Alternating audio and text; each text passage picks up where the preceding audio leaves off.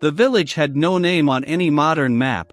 It was just a scatter of stone houses, pressed against the spine of a mountain range that few travelers bothered to cross. Hanna had lived there for 69 years, born in the same room where her mother had passed, and where her grandmother Vera had taught her to bake bread before dawn. The air always smelled of wet soil and wood smoke, a smell that Hanna once loved, but now associated only with the slow leaving of everyone she had ever known. The village rule was older than anyone could remember. When a person reached the end of their life, the body was laid to rest on the very same day. No photographs were taken, no names were carved into stone, and no one was ever allowed to speak of the departed again. Children grew up seeing graves covered with fresh dirt, and asking no questions. Questions were dangerous. Questions made people look at you with flat eyes, and then avoid your doorstep for weeks. Hanna learned that lesson early. When she was 12, she asked her father why her uncle's grave had no marker. Her father did not answer. He simply took her by the shoulder, and led her inside without a word. 3 days later, her uncle's name was never mentioned again. It was as if he had never existed at all. Vera passed away on a Tuesday morning in late autumn. The snow had not yet arrived, but the wind carried the promise of it. Hanna found her grandmother sitting in the wooden chair by the cold fireplace, her hands folded over a piece of unsewn fabric, her eyes closed as if in rest. But the stillness was too perfect, the hands too carefully placed. Hanna touched Vera's cheek, and felt the coolness that comes only after several hours. Someone had known, someone had left Vera there for Hanna to find. That was also part of the tradition. The end was never sudden, it was always expected, always prepared.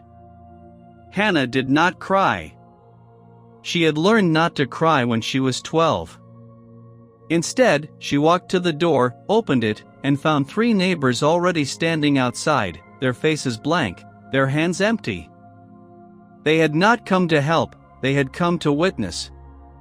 The eldest of them, a man named Ivan, was the village's unofficial leader, a broad-shouldered figure with gray hair, and eyes that never blinked enough.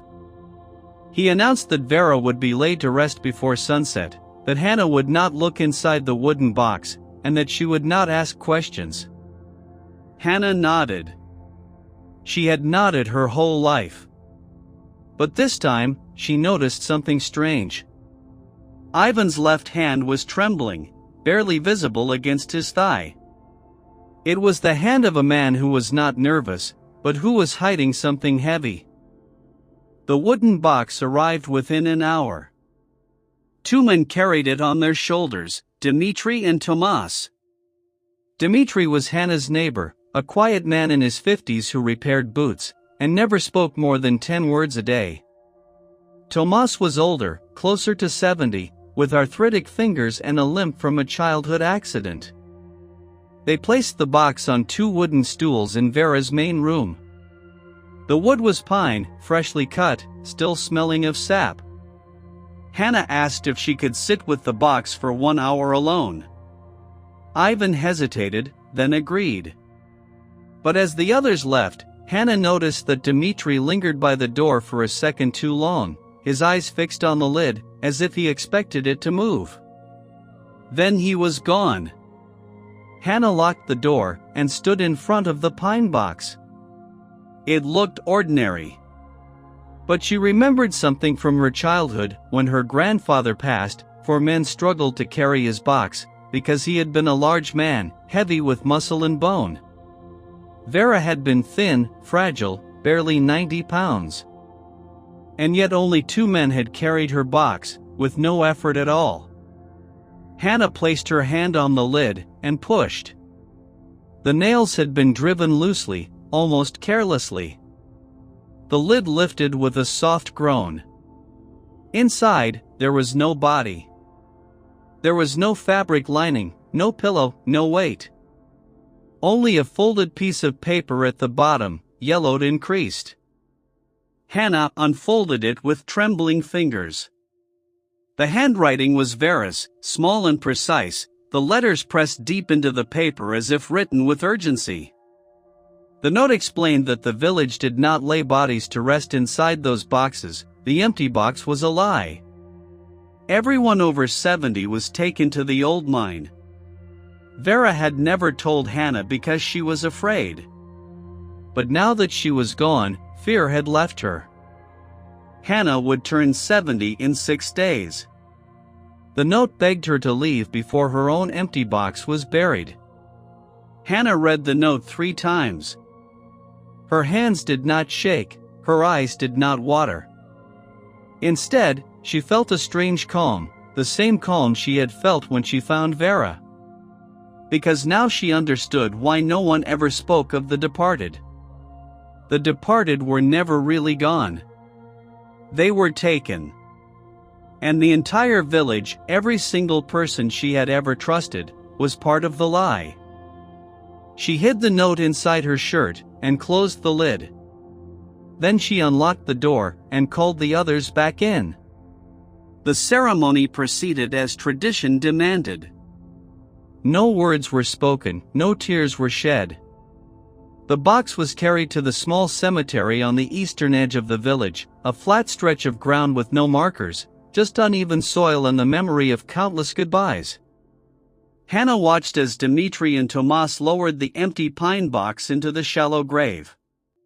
Ivan stepped forward with a shovel and threw the first clump of dirt. Then everyone else took turns. Within 30 minutes, the grave was filled. Within an hour, everyone had returned to their homes. No one said Vera's name, no one looked at Hanna with anything but the same blank courtesy they offered every morning. That night, Hanna did not sleep. She sat by her window and watched the moon trace a slow arc across the sky. At midnight, she saw a figure move between the houses. It was Dmitri. He walked not toward his own home, but toward the mountain path, the one that led to the old mine. Hanna waited until he disappeared into the darkness. Then she put on her heaviest coat and followed. The path was steep and lined with loose stones that slid under her boots. She was 69 years old, her knees ached, her lungs burned with the cold air. But she kept moving. After 20 minutes, she saw a faint light ahead, a lantern hanging from a wooden post outside the mine's entrance. The entrance was a dark opening in the mountainside, supported by wooden beams that seemed older than anyone in the village. Dmitri was nowhere to be seen. But near the lantern, there was a small wooden box nailed to the post. Inside the box was a piece of chalk and a slate. Written on the slate, in fresh handwriting, was a warning to turn back, that some doors should stay closed. She recognized the handwriting. It was not Dmitri's, it was Tomas's. The old man with the limp and the arthritic fingers had been there before her, and he had left a warning. But warnings only work on people who still have something to lose. Hanna had already lost Vera. She had lost her mother, her father, her uncles, her childhood friends. She had nothing left but the truth. So she took the slate, wiped it clean with her sleeve, and wrote below Tomas's message that she would turn 70 in 5 days, and that she would rather know the truth than live wondering. She placed the slate back in the box, and walked into the mine. The darkness surrounded her completely. The mine tunnel was narrower than Hanna expected, the walls slick with moisture, and cold enough to burn her fingers when she touched them for balance. She walked slowly, one hand trailing the stone, the other outstretched to feel for obstacles. The darkness was absolute, not the soft darkness of a moonless night, but the heavy, pressing darkness of being underground.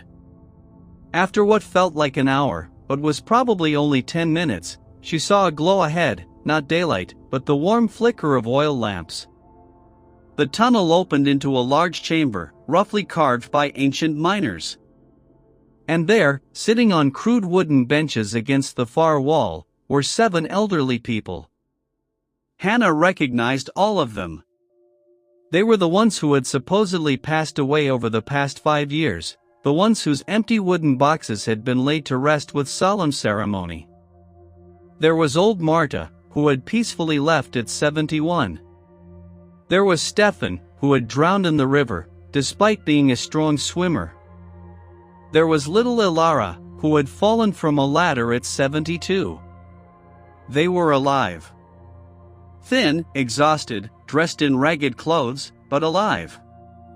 A single iron stove burned in the center of the chamber, its chimney snaking upward through a crack in the rock. The smoke kept them warm, but also slowly made the air difficult to breathe. Hanna counted 7 survivors. But she remembered that at least 12 people had passed in the last 5 years. 5 were missing. She did not need to ask where they were. The answer was in the hollow cheeks of Marta, and the trembling hands of Stefan. The ones who had been there longest were weakening slowly from cold, hunger, and the thick smoke that never fully left the chamber. An old man rose from the bench and walked toward Hanna. He was bald, his skin yellowed, his eyes wet with recognition. It was her cousin Eric, who had passed 3 years ago at 70. He took her hands and said nothing for a long moment. Then he whispered that he had told the others she would come, not because she was brave, but because she was stubborn. Hanna almost smiled. She asked him who brought food and water. Eric pointed to a small side tunnel, where supplies were stacked, sacks of grain, jugs of water, blankets folded with military precision. He explained that Dmitri brought everything, that he had been bringing it for 10 years, and that he was the only one who never stopped. Hanna frowned. She asked why Dmitri, a simple boot repairer, would risk so much. Eric's face darkened. He explained that Dmitri's mother was the first one taken, 40 years ago. Dmitri was only 15 when he watched them put her in an empty wooden box and bury her while she was still breathing. No one helped her, no one spoke. Dmitri had been waiting ever since for someone to ask the right question. And no one ever did. Until Hanna. Hanna sat down on the cold floor, her back against the stone wall. The weight of the revelation pressed on her chest like a physical thing. 40 years. Dmitri had spent 40 years watching neighbors disappear, watching children grow up believing that the end meant silence, watching Ivan's power grow unchallenged. And all that time, he had secretly kept these people alive, bringing food and water in the dead of night, climbing the mountain path with sacks on his back. Hanna asked why Dmitri never told anyone. Eric replied that no one would believe a boot repairer, no one would risk their own life for people already declared gone. The village was afraid of Ivan. Not because he was strong, but because he controlled the tradition. And the tradition was all they had. Without it, they would have to admit that they had been burying empty boxes for generations. Their parents, their grandparents, their children who asked too many questions, all of them had been taken to this mine. Some had not survived, some had lost their minds, some had been taken deeper into the mountain. Hanna's blood turned cold. Deeper? She looked at the far end of the chamber, where another tunnel continued into absolute blackness. Eric followed her gaze and shook his head. He warned her not to go there, that whatever was down there was not meant for the living. Hanna asked what he meant. Eric lowered his voice so that the others could not hear. He explained that some of them had been taken to the mine, and then taken again.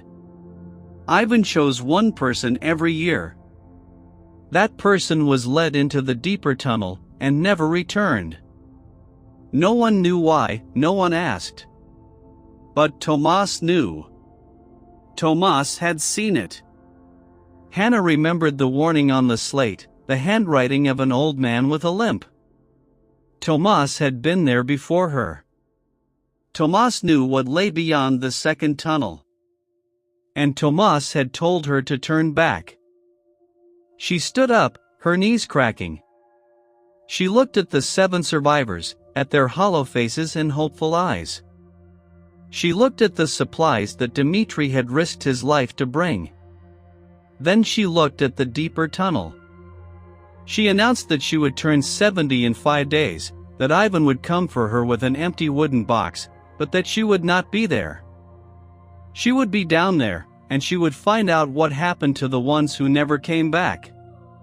Eric grabbed her arm, his grip surprisingly strong for a man who had been starving for 3 years. He said that she would not survive. Hanna pulled her arm free. She replied that everyone reaches the end eventually, but not everyone gets to know why. She walked toward the deeper tunnel. The air grew colder with each step, the smell of smoke replaced by the smell of wet earth, and something else, something metallic, like old iron. The tunnel sloped downward, forcing her to brace her hands against the walls to keep from slipping. After several minutes, the darkness became less absolute. A faint blue light seemed to emanate from the walls themselves, a trick of minerals or moisture that created an eerie, ghostly glow. And then she saw the door. It was not a natural formation. It was a heavy iron door, set into the rock, covered in rust and the marks of repeated opening. A modern padlock held it closed, the metal shiny and new. Hanna touched the lock. It was warm. Someone had opened it recently. She heard footsteps behind her, and turned. Tomas stood at the edge of the lamplight, his face half in shadow, his bad leg trembling with the effort of the walk. He repeated his warning to turn back. Hanna asked him why he had never opened the door himself, since he had known about it for years. Tomas limped closer. His eyes were wet, not with tears, but with something harder, something like resignation. He admitted that he had opened it once, 10 years ago. He had followed the ones who were taken. He had seen what Ivan did. And he had regretted every day since that he did not have the courage to stop him. Hanna asked what was behind the door. Tomas pulled a key from inside his coat, an iron key that looked as old as the mountain. He explained that behind the door was not a room, but a passage.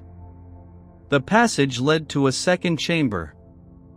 And in that chamber, she would find the ones who were taken deeper. She would find what Ivan had been hiding for 40 years. But once she saw it, she could not unsee it. And once Ivan knew that she knew, she would never leave this mountain. Hanna took the key from Tomas's hand. She said that she had already been placed in an empty wooden box once that day. She was not afraid of another one. She inserted the key into the padlock. The lock opened with a loud click that echoed through the tunnel like a thunderclap. Tomas stepped back, his face pale. Hanna pushed the iron door. It swung open with a groan. Beyond it was darkness, so complete that even the blue glow of the minerals could not penetrate it. She stepped through. The door closed behind her, with a sound like a final breath. The passage behind the iron door was narrow enough that Hanna's shoulders scraped both walls. The floor was uneven, worn smooth by decades of footsteps. She walked for what felt like an hour, her only guide the faint sound of dripping water somewhere ahead. The air grew warmer as she descended, the cold of the mountain replaced by a damp, almost suffocating heat. Then the passage opened into a second chamber, much larger than the first. And this time, there were no survivors sitting on benches. There were people who had been reduced to something less than living. They lay on thin mats spread across the stone floor, their eyes open but unseeing, their mouths moving silently, as if speaking to someone who was not there. Hanna counted 15 of them. Their ages ranged from 70 to perhaps 90, though it was hard to tell. Their skin was pale, their hair thin, their fingernails long and uncut. They were alive. But they were not truly present. At the center of the chamber stood Ivan. He was not alone. Beside him was Anya, the woman who had tried to flee the village years ago, and had returned unable to speak, with marks on her hands. But Anya was speaking now. She was speaking in a low, calm voice, her hands resting on Ivan's shoulders, as if she were comforting him. Ivan turned when he saw Hanna. His face showed no surprise, no anger. Only exhaustion. He stated that she had found the door, and that Tomas should not have given her the key. Hanna stepped closer, her eyes fixed on the pale figures on the floor. She asked what this place was. Ivan sighed, a long, slow exhale that seemed to empty him of something essential. He explained that this was where they sent the ones who refused the tradition, the ones who tried to run, the ones who asked too many questions, like her. They did not harm them. They brought them here. Anya gave them a tea made from mountain herbs. It did not hurt the body. But it took the mind somewhere else. Somewhere quiet. Somewhere they could not ask questions anymore. Hanna looked at Anya, at her calm face and steady hands. She asked why Anya helped Ivan. Anya smiled, a small, sad smile that did not reach her eyes. She explained that she was one of them once. She had drunk the tea. She had been gone for 3 years. And then one day, she woke up.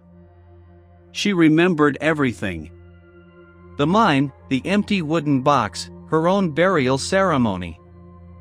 And she realized that Ivan was not a monster. He was a prisoner too.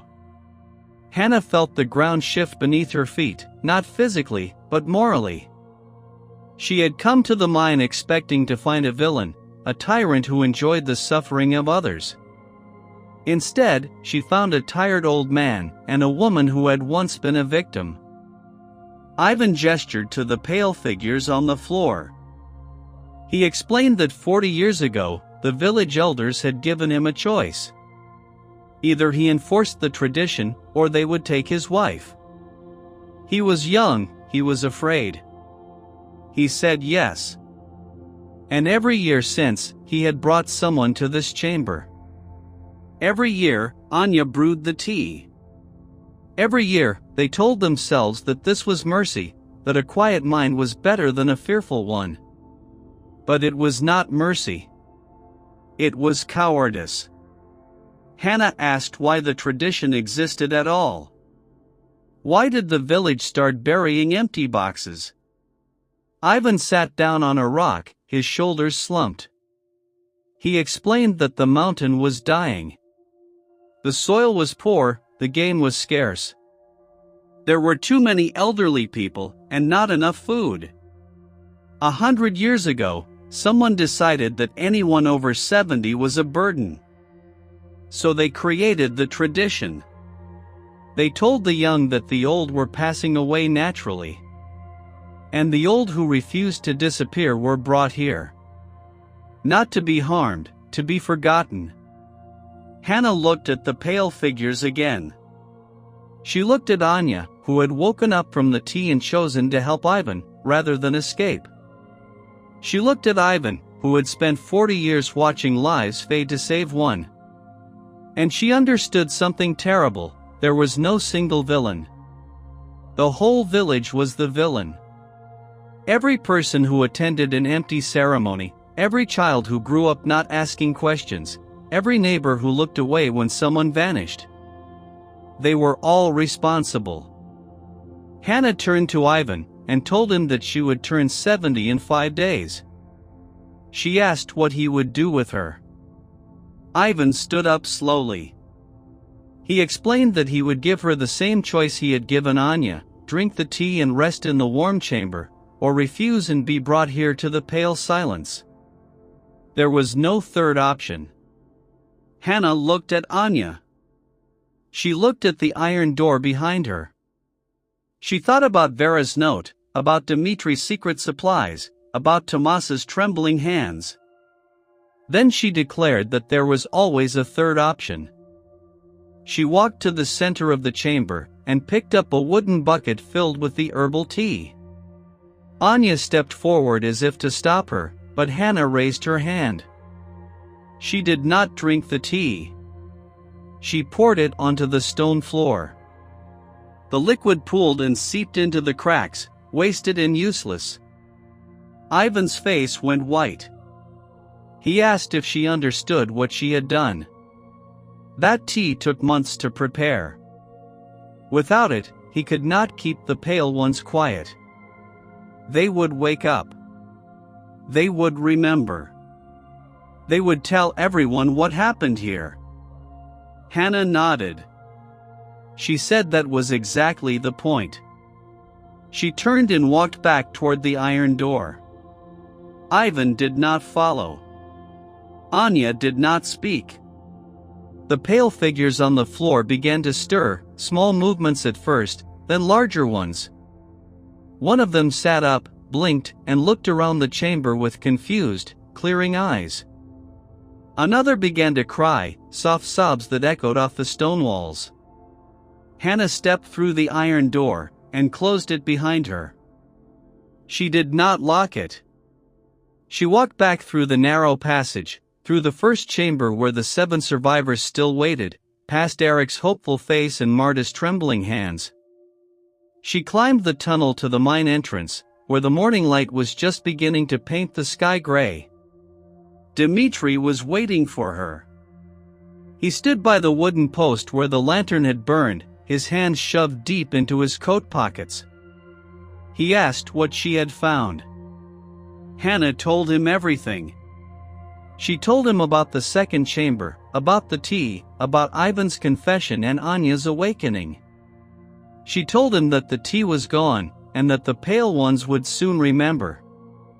Dimitri listened without interrupting. When she finished, he nodded once. He said that the village would change, or it would destroy itself. Either way, the secret was dead. Hanna asked if he was afraid. Dimitri looked at the path leading down to the village, where lights were beginning to appear in windows, where people were waking up to another day of silence and empty graves. He admitted that he had been afraid for 40 years. A little more fear would not hurt him. They walked down the mountain together as the sun rose. Behind them, the mine sat empty and waiting. Within a week, the pale ones had fully awakened. They walked back to the village with hollow eyes and terrible stories. Some villagers wept, some ran, some refused to believe. Ivan disappeared into the mountains, and was never seen again. Anya stayed, and spent her remaining years brewing not tea, but bread for anyone who was hungry. Tomas passed away quietly in his sleep 3 months later, his face peaceful for the first time in decades. Dimitri continued to repair boots, but now people looked at him differently, with respect instead of indifference. And Hanna? Hanna turned 70 in 5 days. There was no empty wooden box. There was no procession to the cemetery. Instead, her neighbors came to her door with food and firewood, and awkward words of gratitude. She sat in the same wooden chair where Vera had passed, but this time, the room was full of people. And for the first time in her long life, Hanna heard someone speak the name of the departed without fear. Someone said that Vera would be proud. And no one argued. The tradition ended, not with violence, but with the simple act of remembering. And the mountain, for all its secrets, kept only the ones that no longer mattered.